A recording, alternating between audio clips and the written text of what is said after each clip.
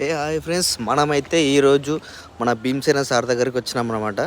ఈయన కూడా చాలా మంచి సార్, చాలా మంచి సారు. మంచిలోనే పట్టుకున్నాం మనము. ఇక వాళ్ళది ఫ్యామిలీ హౌస్ అనమాట, మన కొంపల దగ్గర ఉంటుంది. ఇలాంటి ఏరియాలో ఉండాలంటే అదృష్టం చేసుకుని ఉండాలి. మనం డ్రైవింగ్ చేసేందుకు ఇంత ఆశపడుతున్నాం. ఇక ఇదేనమాట మన కార్ ఈరోజు వచ్చేసి. ఇక కార్ తీసుకొని వచ్చేసినాం అనమాట. సికింద్రాబాద్ వచ్చేసినాం తాజ్కి.